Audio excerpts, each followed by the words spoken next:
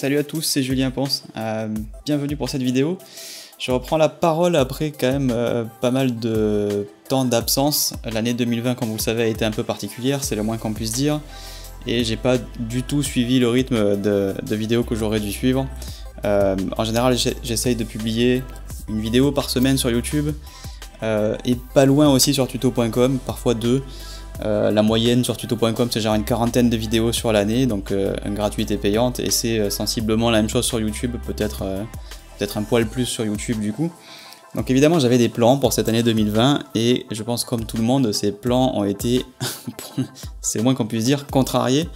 Donc je fais pas de vlog, je raconte jamais ma vie évidemment, mais là c'est une situation qui est assez particulière, je vais quand même pas vous raconter ma vie, mais je voulais juste reprendre contact avec vous, avec une vidéo, pour que ce soit peut-être un petit peu plus... pour marquer le coup, pour vous expliquer en gros ce qui s'est passé, et surtout ce qui nous intéresse, ce que j'ai prévu pour la suite, puisque bien entendu je ne m'arrête pas de faire de vidéos.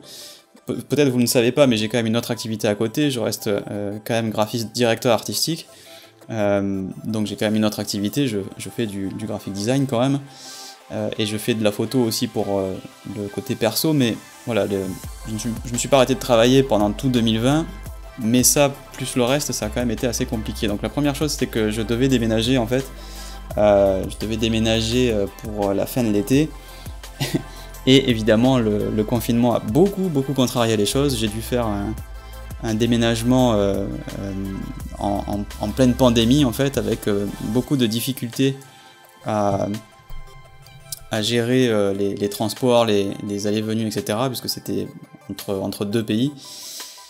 Donc les choses ont été pas simples, et évidemment pour enregistrer les vidéos j'ai besoin d'un setup comme on dit, c'est-à-dire d'un environnement qui soit adapté à l'enregistrement de vidéos, que ce soit là par exemple pour me filmer, j'ai la chance d'avoir une très belle fenêtre avec une lumière naturelle qui marche particulièrement bien à peu près.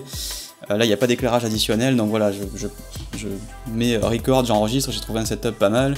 Pareil au niveau de l'audio, vous allez peut-être entendre des bruits passer, normalement je suis censé enregistrer avec RTX Voice pour enlever les bruits.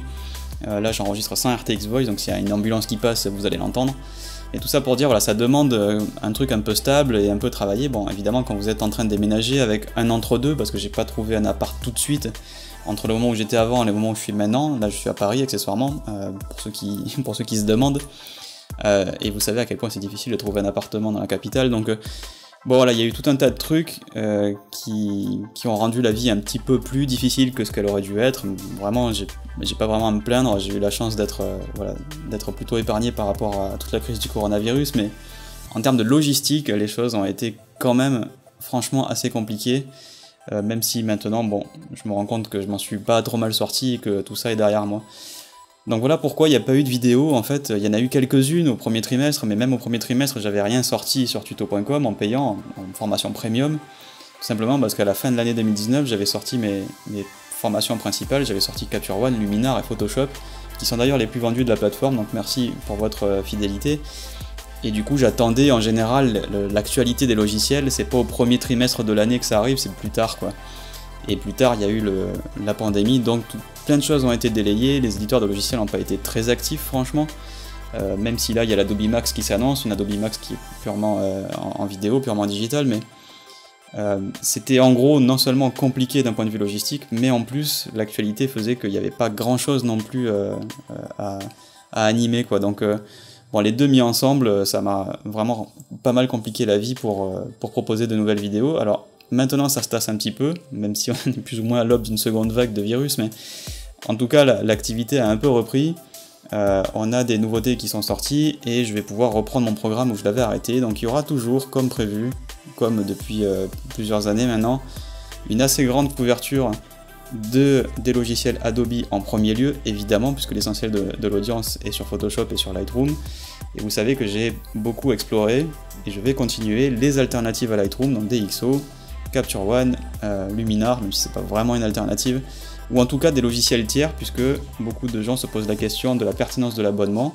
Évidemment, il y a tout un spectre de professions et aussi d'utilisation, il y a des gens qui ne font pas de la photo leur métier, qui n'ont forcément pas les mêmes besoins qu'un photographe professionnel, et parmi les photographes professionnels, je suis convaincu que il y a une audience pour Lightroom, une audience pour Capture One et une audience peut-être pour des alternatives, suivant à quel point vous êtes lié à Adobe, à Photoshop, si vous avez besoin de trucage, etc. Bref, tout ça, je vais continuer à l'explorer, je vais continuer à en parler, je vais continuer à pointer ce qui manque et ce qui manque pas dans un logiciel ou dans l'autre. Vous savez que je suis indépendant et je suis toujours indépendant. J'ai été approché par DxO, par Capture One, par Luminar et je n'ai toujours pas accepté de deal, donc il n'y a pas de sponsoring, je reçois pas de trucs gratos, je suis pas payé pour vous dire du bien ou du mal d'un logiciel. Si j'ai envie de dire que dans Lightroom il y a des trucs qui me gonflent parce qu'il manque, notamment dans le développement, même si ça va se tasser en 2021, je peux continuer à le faire. Si dans Capture One il y a des trucs qui me gonflent, je peux continuer à le dire. Par exemple, il n'y a pas de fusion HDR dans Capture One, bon ben Lightroom le fait, c'est dommage. Si j'ai envie de dire que, je sais pas, dans On One par exemple, la traduction française, pardon, elle est pourrie. Elle est vraiment pourrie au point où quand il y a un bouton qui s'appelle montrer, genre pour afficher, ça a été traduit par spectacle. Ah, c'est chaud quand même, enfin les gars, évidemment j'imagine que le marché français n'est pas votre priorité, mais vous avez bien un pote chez vous qui est capable de traduire en français avec un vocabulaire pas Google Translate quoi, donc si vous sortez une version multilingue, faites-le bien quoi. Luminar, le tampon par exemple, il est moisi, ça me gonfle, il n'y a même pas de CTRL Z, on peut même pas revenir en arrière quand on fait des coups de tampon dans Luminar, donc c'est quand même bien l'abus. Donc moi je m'en tape, je dis ce que je veux, et même d'ailleurs vous faites votre popote avec, c'est-à-dire que vous n'êtes pas obligé de m'écouter, de me croire sur parole. Essayez les logiciels, juste j'essaye de faire un topo sur ma chaîne, j'essaye de dire ce qui me plaît, ce qui me plaît pas, ce n'est que mon avis, je suis pas Dieu, et donc à vous de voir si en fonction de votre utilisation, par rapport à ce que... Oups là, je tape dans le micro, par rapport à ce que je vous ai dit, bah, essayez de voir si ça vous correspond, c'est aussi simple que ça. Donc ce ton que j'ai jusque là, je vais le garder, faut pas s'attendre à ce que ça change. Et je vais définitivement continuer à couvrir l'essentiel des logiciels de retouche et de trucage. Donc il va vraiment y avoir un large spectre sur YouTube comme sur tuto.com dans les semaines et les mois à venir. Il y a juste un truc en particulier que vous allez voir arriver sur YouTube, et je vous en parle aujourd'hui, c'est que j'avais prévu de faire une formation sur la retouche de négatifs argentiques, donc des négatifs scannés, parce qu'il y a de plus en plus de gens qui font de l'argentique. Ça va peut-être en choquer certains qui me prêtent un âge qui n'est pas le mien, mais sachez que j'ai débuté à l'argentique il y a 18 ans, donc ça fait un petit moment. J'ai appris à faire de la photo avec un bon vieux Pentax MZM manuel avec des bonnes vieilles pellicules. À l'époque, le numérique était juste pas une option, quoi. Donc oui, je fais plus jeune, et oui, j'ai connu l'argentique bien avant de faire du numérique, donc c'est un sujet que j'avais envie d'explorer, parce qu'en plus, personnellement, même si je shoot aujourd'hui essentiellement sur mon Canon EOS R, j'avais un 6D, j'ai changé pour le EOS R, je refais un petit peu d'argentique et ça me fait plaisir. Je vais pas non plus remplacer ma production par l'argentique, ça n'a pas de sens, mais il y a de plus en plus de gens qui y trouvent un sens, et donc c'est important de choisir son logiciel, de savoir comment on va les retoucher. D'autant plus que la question se pose de quoi choisir, parce que Capture One, Luminar, On One, tous ces trucs-là n'ont pas été faits pour l'argentique. Photoshop, oui, évidemment, puisque il a 30 ans, à l'époque, il a été essentiellement fait pour l'argentique, et pas vraiment à l'époque pour le numérique, même si évidemment maintenant il fait les deux très bien. Mais pour un logiciel comme Luminar, par exemple, on peut se poser la question, est-ce que ce logiciel il est adapté pour faire de la retouche de scan argentique? Vous aurez une réponse dans une vidéo, mais la réponse c'est oui et non. Quand on scanne des négatifs, il y a souvent des poussières, donc ça veut dire qu'il y a des outils dont peut-être qu'on n'y accordait pas beaucoup d'importance avant, et qui vont être très importants. Par exemple, le tampon ou le correcteur, pour enlever les poussières, il a intérêt à bien marcher quand on scanne des négatifs argentiques, sinon c'est chiant. Donc vous allez nettoyer vos images, vous allez galérer. Bon bah Luminar, qui a un tampon moisi, mais vraiment merdique, ça va pas marcher. Et je dis bien qu'il est merdique parce qu'il est buggé, vous allez voir, j'ai un bug reproductible depuis plusieurs versions, ils n'ont toujours pas corrigé. Si vous faites un coup de tampon sur une image qui a été retournée, quand vous validez le coup de tampon, l'image elle est complètement étirée et en gros ça bug.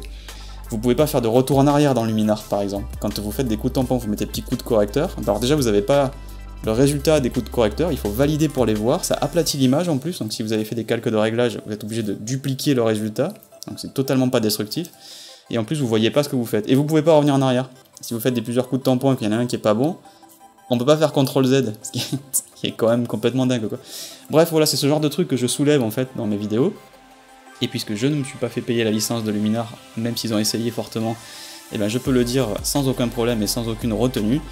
Je vais pouvoir du coup vous faire un topo assez précis, ou en tout cas vous donner une assez bonne vision de retoucher ces négatifs argentiques. Aujourd'hui, ça se fait comment et avec quoi. J'ai fait du Photoshop, du Capture One, du Luminar, et je vais explorer tous les autres. Il y aura du Lightroom évidemment, il y aura du Darktable, du Roté Rapide, et c'est une série que je vais sortir sur YouTube, qui à la base devait sortir sous forme de formation tuto payante, vraiment une formation assez complète sur la retouche d'argentique, mais j'ai eu des problèmes d'audio, des petites latences bien fourbes qui viennent se glisser sur les fichiers à droite à gauche, qui fait qu'au bout de 2 heures, je me suis rendu compte que vraiment, il y a des tout petits moments où l'audio déconnait.